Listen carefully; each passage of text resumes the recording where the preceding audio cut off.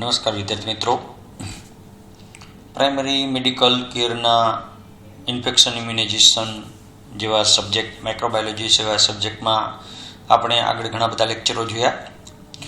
હવે પછી આપણે એમનું રિવિઝન નહીં કરીએ, જેમાં માઇક્રોબાયોલોજીની શોધો, ત્યાર પછી હતું ઇમ્યુનિટી. તો આ પ્રકારનું આપણે વારંવાર પુનરાવર્તન કર્યું. ખૂબ જ યાદ રાખવા જેવો વિષય છે અને ગૌણ સેવા પસંદગીમાં પણ ખૂબ જ પૂછાતો વિષય છે. તો આગળના યુનિટમાં આપણે જોશું ડિસઇન્ફેક્શન અને સ્ટરલાઇઝેશન. એક પ્રશ્ન અવારનવાર પરીક્ષામાં પૂછાતો જ હોય છે અને એક પ્રશ્ન આપણને થિયરીમાં આવતો હોય. અને ડિસઇન્ફેક્શન અને સ્ટરલાઇઝેશન પ્રેક્ટિકલ બેઝ ઓફ વ્યૂમાં ખૂબ જ અગત્યનું, કારણ કે જ્યારે પણ આપણે પ્રેક્ટિકલમાં હોય ત્યારે વાઇવા ટેબલ પર આપણને કોઈ પણ ઇન્સ્ટ્રુમેન્ટ હાથમાં આપે અને કોઈ પણ ઇન્સ્ટ્રુમેન્ટ એમ કહે કે આ ઇન્સ્ટ્રુમેન્ટને તમારે ફરીને ઉપયોગ કરવાનો છે, તો તમે કેવી રીતે ઉપયોગ કરશો, એવી વસ્તુ આપણે આ યુનિટમાં શીખશું. તો સ્ટરલાઇઝેશન એટલે શું, તેના જુદા જુદા પ્રકાર જણાવો. અવારનવાર અથવા તો જુદા જુદા પ્રકાર જણાવી કોઈ પણ એક વિશે વર્ણન કરો, અથવા તો તમને એમ કહે કે ફિઝિકલ સ્ટરલાઇઝેશન વિશે વર્ણન કરો, અથવા તો આમાંથી ઓટોક્લેવની ઘણી વખત વ્યાખ્યા પણ પૂછાય. તો સ્ટરલાઇઝેશનની વ્યાખ્યા પણ પૂછાય કે કોઈ પણ વસ્તુ કે કોઈ પણ વિસ્તાર કે તેની સાથે જોડાયેલા બધા જ માઇક્રો ઓર્ગેનિઝમ, બધા જ વાયરસને દૂર કરવાની પદ્ધતિને સ્ટરલાઇઝેશન કહેવાય, ઇન્ક્લુડિંગ સ્પોર ફોર્મિંગ બેક્ટેરિયા ઓલ્સો. તો એને કહેવાય સ્ટરલાઇઝેશન. તો સ્ટરલાઇઝેશન શબ્દ ખાસ કરીને ઓપરેશન માટે વાપરવામાં આવે છે, જેમાં સ્પોર ફોર્મિંગ બેક્ટેરિયાનો પણ નાશ થાય છે અને ઓટોક્લેવની રીતથી થાય છે. Type of સ્ટરલાઇઝેશન. તો સ્ટરલાઇઝેશનના પ્રકાર આપણે જોઈએ તો સ્ટરલાઇઝેશનના પ્રકારમાં મિકેનિકલ સ્ટરલાઇઝેશન, ફિઝિકલ, કેમિકલ અને નેચરલ. યાદ રાખવાનું છે, 100% પૂછાતો પ્રશ્ન છે. સ્ટરલાઇઝેશનના પ્રકાર જણાવો. તો મિકેનિકલ સ્ટરલાઇઝેશન, જેમાં મિકેનિઝમનો ઉપયોગ થાય. ફિઝિકલ સ્ટરલાઇઝેશન, જેમાં ગરમી અને ઠંડીનો ઉપયોગ થાય. કેમિકલ સ્ટરલાઇઝેશન, જેમાં કેમિકલનો ઉપયોગ થાય. નેચરલ સ્ટરલાઇઝેશન, જેમાં નેચર એટલે કે સૂર્યપ્રકાશ, પવન વગેરેથી સ્ટરાઇલ કરી શકાય. તો શરૂઆત કરીએ મિકેનિકલ સ્ટરલાઇઝેશન. મિકેનિકલ સ્ટરલાઇઝેશન એટલે કોઈ પણ પ્રવૃત્તિ કરીને, કોઈ પણ પદ્ધતિથી. તો પેલું આવે સ્ક્રબિંગ. સ્ક્રબિંગ એટલે તમને ખ્યાલ છે કે જ્યારે ઓપરેશન થિયેટરમાં આપણે ઓપરેશનમાં આસિસ્ટ કરવાનું હોય ત્યારે સંપૂર્ણ આપણે સ્ક્રબ થઈએ છીએ. માથા પર કેપ, સ્પેક્સ, મોઢે માસ્ક, ગ્લવ્સ, ગાઉન અને હોલ બૂટ. તો કમ્પ્લીટ આપણે ઓટીના ચપ્પલ કે બૂટ, તો કમ્પ્લીટ આપણે જે સ્ક્રબ થઈએ હેન્ડ વોશિંગથી શરૂ કરીને, તો એને કહેવાય સ્ક્રબિંગ. આ પ્રકારના સ્ટરલાઇઝેશનમાં કોઈ પણ પ્રોસિજર કરતાં પહેલાં હેન્ડ વોશિંગ કરવાનું, ત્યારબાદ તે વિસ્તારને એન્ટીસેપ્ટિક સોલ્યુશનથી બરાબર સાફ કરવાનું. ઓપરેશનમાં આસિસ્ટ કરતાં પહેલાં આપણે બરાબર સાબુ પાણીથી હેન્ડ વોશિંગ કરીએ, ગાઉન, ગ્લાઉઝ, માસ્ક, કેપ વગેરેનો ઉપયોગ કરીએ. તો આ પ્રકારની પદ્ધતિને મિકેનિકલ સ્ટરલાઇઝેશન કહેવાય, સ્ક્રબિંગ કહેવાય. ઓપરેશન કરતાં પહેલાં દર્દીની સ્કિન પ્રિપેર કરવી, એન્ટીસેપ્ટિક સોલ્યુશન લગાવવું, ભોંયતળિયાને ફિનાઇલ વડે સાફ કરવું વગેરે પણ આ જ પદ્ધતિમાં સમાવેશ થાય. બીજું છે ફિલ્ટ્રેશન. તો ફિલ્ટ્રેશનને પણ આપણે મિકેનિકલ સ્ટરલાઇઝેશન કહીએ. આપણે બેક્ટેરિયા ફિલ્ટ્રેશન એક અગત્યની પદ્ધતિ છે, જેમાં પ્રવાહીમાં સૂક્ષ્મ જીવાણુઓ નાના નાના છિદ્રોવાળા મટીરિયલમાંથી ગાળવામાં આવે અને ગળાયેલ પ્રવાહીમાં બેક્ટેરિયાની હાજરી નહિવત, એટલે કે સાવ આપણે ના પાડતા નથી પણ નહિવત હાજરી હોય, અને ખાસ કરીને આ લેબોરેટરીમાં જે કલ્ચર મીડિયા હોય તેમાં ઉપયોગ થાય, તો એને કહેવાય ફિલ્ટ્રેશન. સેડિમેન્ટેશન. તો ગાળણની પ્રક્રિયા કહેવાય. સેડિમેન્ટેશન એટલે આપણે પાણીના સેડિમેન્ટેશનમાં પણ જોયું હતું, ભોંયતળીએ બધી અશુદ્ધિ બેસી જાય. તો આમાં પણ એ જ રીતે હોય, જે પ્રવાહી છે એને શાંત થવા દેવાનું છે, તળિયે બેક્ટેરિયા કે અશુદ્ધિ બેસી જાય, ત્યાર પછી એમાં કેમિકલ ઉમેરવાનું છે. જો કેમિકલ ઉમેરી તો આ પ્રક્રિયા ઝડપી થાય. તો આને કહેવાય મિકેનિકલ સ્ટરલાઇઝેશન. મિકેનિકલ સ્ટરલાઇઝેશનમાં તમે સ્ક્રબિંગ લખી શકો, સ્ક્રબિંગમાં તમે હેન્ડ વોશિંગ લખી શકો. હેન્ડ વોશિંગની સાથે સાથે ઓપરેશન થિયેટરમાં જે આપણે તૈયાર થાય, ગ્લવ્સ, ગાઉન, માસ્ક પહેરીએ તેને ફિલ્ટ્રેશન એટલે ફિલ્ટર કરવાનું. સેડિમેન્ટેશન એટલે તળિયે અશુદ્ધિ બેસાડવાની. ત્યાર પછીનો બીજો જે પ્રકાર છે તે ફિઝિકલ છે, અને આમાં ફિઝિકલમાં બે રીતનો સમાવેશ થાય. આપણે આગળ જેમ જોયું એમ કે કોલ્ડ એટલે ભીની ગરમી, હોટ એટલે સૂકી ગરમી. તો કોલ્ડમાં ભીની ગરમી, તો વારંવાર જે નો ઉપયોગ થતો હોય એવી કોલ્ડમાં આવશે બોઇલિંગ. અને એક વખત આપણને પ્રશ્ન પૂછાણો હતો કે કોઈ પણ સાધન સામગ્રીને બોઇલિંગ એટલે ઉકાળતા પહેલાં શું શું વસ્તુ ધ્યાનમાં રાખશો અથવા તો ઉકાળતા પહેલાં સાધનોને ધ્યાનમાં રાખવાના મુદ્દાઓ. તો આવું આપણને ઘણી વખત પૂછાય છે. તો ઉકાળવું એ સામાન્ય અને જંતુઓ મારવાની અસરકારક અને પ્રચલિત રીત છે. ઘણા વર્ષો સુધી ચાલી. મોટાભાગના જીવાણુનો નાશ થાય. આ પદ્ધતિથી કવચવાળા જે સ્પોર ફોર્મિંગ બેક્ટેરિયા હોય એનો નાશ થતો નથી. તેથી હોસ્પિટલમાં મોટાભાગના સાધનો આ પદ્ધતિ ખૂબ અગત્યની, કારણ કે આપણે સ્ટરલાઇઝર ઓલરેડી વાપરતા. ઉકાળવાની પદ્ધતિમાં રાખવામાં આવતી સાવચેતી અથવા તો કયા મુદ્દા ધ્યાનમાં રાખશો. દરેક સાધનોને પહેલાં તો સાબુ પાણીથી બરાબર સાફ કરવા જોઈએ. સમય હંમેશા પાણી ઉકળે ત્યારથી ગણવો જોઈએ. આપણે એવું નહીં કે 20 મિનિટ ઉકાળ્યા તો 20 મિનિટ ઉકાળ્યા તો પાણી ક્યારે ઉકળ્યું, તો પાણી 10 મિનિટે ઉકળ્યું હોય તો પાણી જ્યારે ઉકળે ત્યારથી આપણે એનો સમય ગણવાનો હોય. ધારદાર વસ્તુ હોય તો કપડામાં વીંટાળીને ગરમ કરવી જોઈએ. ઉકળતી વખતે પાણી સ્ટરલાઇઝરની બહાર ન નીકળવું જોઈએ. દરેક સાધનો પાણીમાં ડૂબેલા હોવા જોઈએ. ઉપયોગમાં લેવામાં આવેલું પાણી ચોખ્ખું અને ક્ષાર વગરનું હોય. જો ક્ષારવાળું હોય તો ઘણી વખત એના પર રસ્ટ લાગી જાય. રસીકરણ સેશનમાં સાધનોની જરૂર પડે ત્યારે ગ્રામ્ય વિસ્તારમાં ઘણી વખત આ પદ્ધતિનો ઉપયોગ થાય.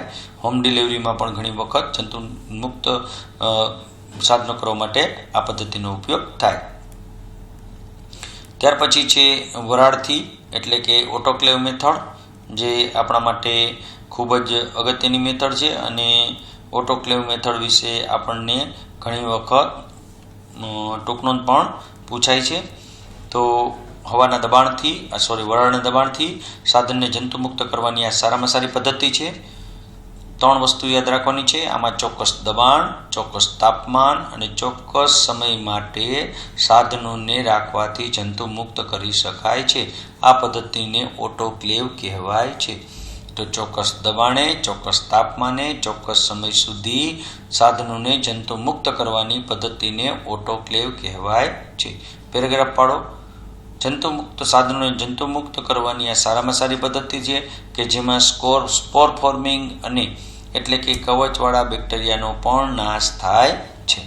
ફરી પેરેગ્રાફ પાડી અને 2 ઓટોક્લેવ વિશે લખો. એક ઓટોક્લેવ એવું હોય, તમે હોસ્પિટલમાં જોયું હોય, ઓપરેશન થિયેટરમાં જોયું હોય, એક આડું હોય અને એક ઊભું હોય. હોરિઝોન્ટલ એટલે કે આડું, વર્ટિકલ એટલે કે ઊભું. તો આ રીતે પણ હોય. 2 નળાકાર આકારનું હોય, તેમાં સ્ટૂલ હવાચુસ્ત કોઠી હોય, વરાળ અંદર ઉત્પન્ન કરતા છિદ્રો આવેલા હોય અને ઇલેક્ટ્રિક પાવર આપવાથી અંદરનું જે નીચેનું પાણી હોય એ પાણી ગરમ થાય અને વરાળ ઉત્પન્ન થાય અને પરિણામે જે કોઠીની એટલે કે ડ્રમની અંદર મૂકેલો ડ્રમ હોય એ પણ છિદ્રોવાળો હોય અને એ છિદ્રોમાંથી જ્યારે વરાળ પસાર થાય એકદમ એનું તાપમાન હોય, એકદમ એમાં દબાણ હોય. તેથી છિદ્રોમાંથી વરાળ પસાર થઈ અને સાધનો ઉપર પડે અને સાધન પર તમામ પ્રકારના જે બેક્ટેરિયા છે, માઇક્રો ઓર્ગેનિઝમ છે, તેનો નાશ થાય. એને કહેવાય ઓટોક્લેવ પદ્ધતિ. અને ઉપર ડાયલ હોય જેમાં દબાણ, તાપમાન અને સમય બતાવે. જ્યારે પણ સ્ટીલ જે આપણો ડ્રમ છે, ઓટોક્લેવ ડ્રમ, એની ઉપર એક ઇન્ડિકેટર ટેપ લગાવેલી હોય અને ઇન્ડિકેટર ટેપનો જો કલર ફરી જાય એટલે કે યલોમાંથી લાઇટ ગ્રીન થઈ જાય તો આપણને ખ્યાલ આવી જાય કે હવે આ સાધનો છે એ જંતુમુક્ત થઈ ગયા છે. તો આવું આપણે સાધનો વિશે લખવાનું છે. ખૂબ જ અગત્યનું અને આપણને પૂછાય પરીક્ષામાં. તમને હમણાં જ આપણે જે ચર્ચા કરી કે આપણને જ્યારે પ્રેક્ટિકલ એક્ઝામ હોય ત્યારે સાધન આપે, એક કોઈને આર્ટરી ફોર્સેપ આપ્યો તો એમ પૂછે કે આ આર્ટરી ફોર્સેપ છે એક વખત વપરાઈ ગયો છે, હવે ફરીને આપણે એને વાપરવાનો છે, તો કેવી રીતે વાપરશો? તો આર્ટરી ફોર્સેપ એટલે આપણને ખ્યાલ છે કે એવો ઇન્સ્ટ્રુમેન્ટ કહેવાય ઓપરેશન થિયેટરમાં. તો સમય એને 30 થી 40 મિનિટ સુધી 22 LBS દબાણે અને 121 સેન્ટીગ્રેડ તાપમાને ઓટોક્લેવ કરવું જોઈએ. આવી વસ્તુ આપણે કહેવાની હોય કે આર્ટરી ફોર્સેપને સૌપ્રથમ રનિંગ વોટર વડે સાફ કરવું જોઈએ, એકદમ સાબુ પાણીથી સાફ કરવું જોઈએ. ત્યાર પછી તેને ઓટોક્લેવ કરવું જોઈએ. તો આપણને પૂછે કે ઓટોક્લેવ કેવી રીતે કરશો? તો આપણે કહેવાનું કે 30 થી 40 મિનિટના સમયે 22 LBS પ્રેશર અને 121 સેન્ટીગ્રેડ તાપમાને એને ઓટોક્લેવ કરવું જોઈએ. એવી જ રીતે લિનન અને ડ્રેસિંગનું પૂછે તો પણ એ જ આવશે કે 30 મિનિટનો સમય, 22 LBS દબાણ અને 115 થી 18 સેન્ટીગ્રેડ જેટલા તાપમાને એને ઓટોક્લેવ કરવું જોઈએ. રબર આર્ટિકલમાં 15 મિનિટ એટલે કે અડધી મિનિટ થઈ જશે. એવામાં 30 મિનિટ છે, રબર આર્ટિકલમાં 15 મિનિટ છે. દબાણ પણ 15 LBS છે અને તાપમાન પણ 115 સેન્ટીગ્રેડ છે. તો 15 યાદ રાખો. Well and good. Rubber article, gloves અને કેથેટરમાં 15 મિનિટ, 15 LBS પ્રેશર, 115 સેન્ટીગ્રેડ તાપમાન. અને આ વારંવાર પૂછાય ઓટોક્લેવ કરતી વખતે કયા મુદ્દા ધ્યાનમાં રાખશો. તો ઓટોક્લેવની જ્યારે ટૂંકનોંધ આપણે લખીએ ત્યારે ઓટોક્લેવ કરતી વખતે નીચેના મુદ્દા ધ્યાનમાં રાખવા જોઈએ.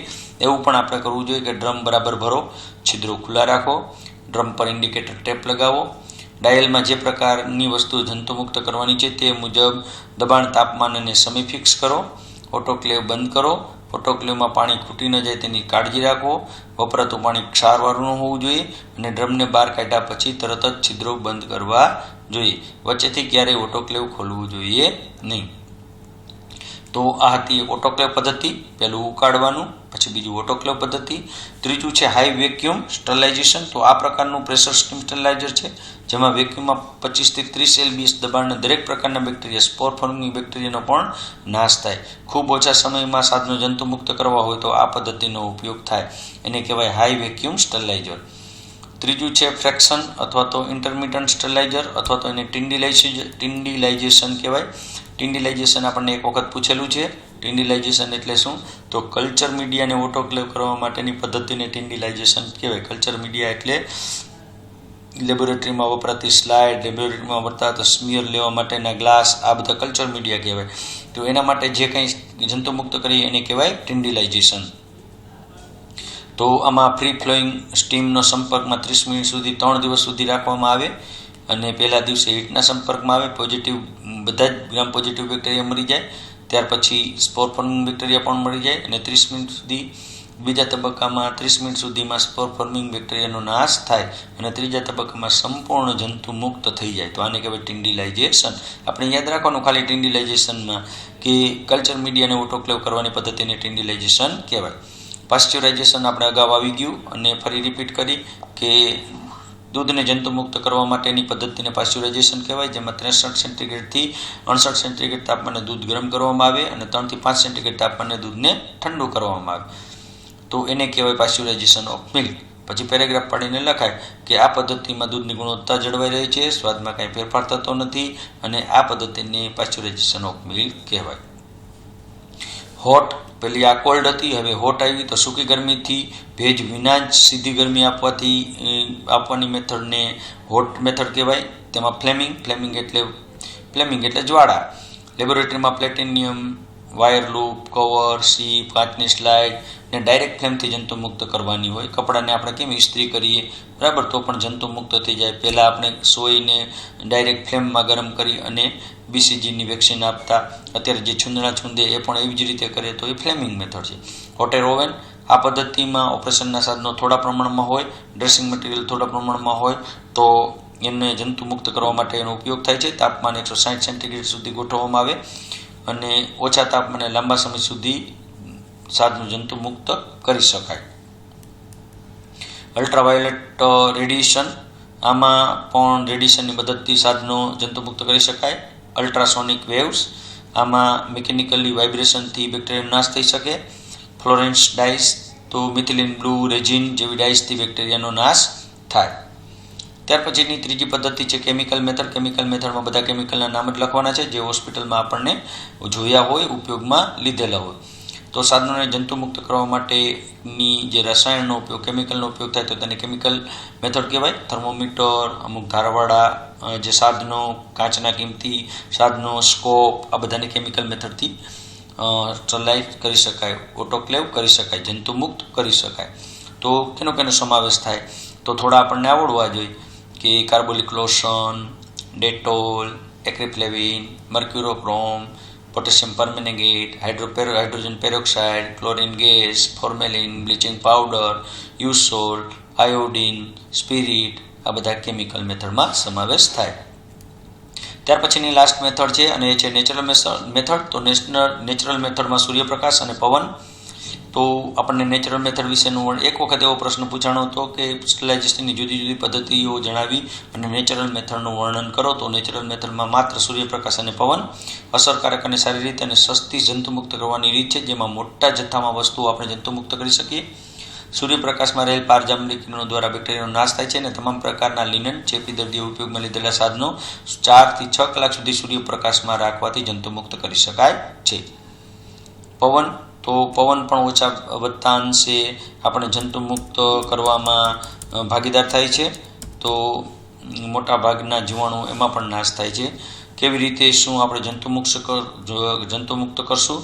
તો દાખલા તરીકે ફ્લોર હોય તો ફિનાઇલ વડે દિવસમાં 1 વખત ધોવું જોઈએ. વોલ હોય તો 2% બેસિલોસિડ વડે દિવસમાં 1 વખત. ફેન હોય તો ભીના કપડાં વડે અઠવાડિયામાં 1 વખત. વિન્ડો એસી હોય તો સાબુ પાણી વડે દિવસમાં 1 વખત. રેફ્રિજરેટર હોય તો ડિફ્રોસ્ટ કરવું જોઈએ, સાબુ પાણીથી સાફ કરવું જોઈએ અઠવાડિયામાં 1 વખત. બકેટ ડોલને સાબુ પાણીથી દરરોજ. સિંકને વોર્મ વોટર અથવા તો ટીપોલથી દરરોજ, અને જરૂર પડે તો બેબી લિનન બ્લેન્કેટને ધોઈને સાફ કરવા, ઓટોક્લેવ કરવા. દરેક ઉપયોગ કર્યા બાદ કોટનને ઓટોક્લેવ. દરેક વખતે ફીડિંગ ટ્યુબ, યુટેન્સિલ, ખવડાવવાના સાધનો એને સાબુ પાણીથી સાફ કરવા, 10 મિનિટ સુધી ઉકાળવા. સોપ, કન્ટેનર, ટ્રેને સાબુ પાણીથી સાફ કરવા, ઓટોક્લેવ કરવા દરરોજ. ચિતલ ફોર્સેપ ઓટોક્લેવ દરરોજ સવારમાં. સ્ટીલ ડ્રમ ઓટોક્લેવ ઉપયોગ કર્યા બાદ. Stethoscope, thermometer, BP instrument spirit soap વડે સાફ કરવા. તમામ આર્ટિકલ અને ઇન્સ્ટ્રુમેન્ટ ઓટોક્લેવ કર્યા બાદ ઉપયોગ કરવો જોઈએ. તો આ આપણું યુનિટ હતું. એ યુનિટ હતું સ્ટરલાઇઝેશન અને ડિસઇન્ફેક્શન. ત્યાર પછીનું આપણું યુનિટ આવશે અને એનું નામ છે વેસ્ટ ડિસ્પોઝલ, અને એ આપણે નેક્સ્ટ લેક્ચરમાં લેશું. તો ખૂબ જ અગત્યનું એવું આ આપણું આજનું આ સેશન, અને એ સેશનમાં જે ડિસઇન્ફેક્શન અને સ્ટરલાઇઝેશન, તો કોઈ પણ વસ્તુ કે વિસ્તારને જંતુમુક્ત કરવાની ક્રિયાને ડિસઇન્ફેક્શન કહેવાય. મિકેનિકલ, ફિઝિકલ, કેમિકલ અને નેચરલ આ એના પ્રકારો છે. તો આમાંથી ઘણી વખત પ્રશ્ન પૂછાય છે. ખૂબ ખૂબ આભાર. ધન્યવાદ.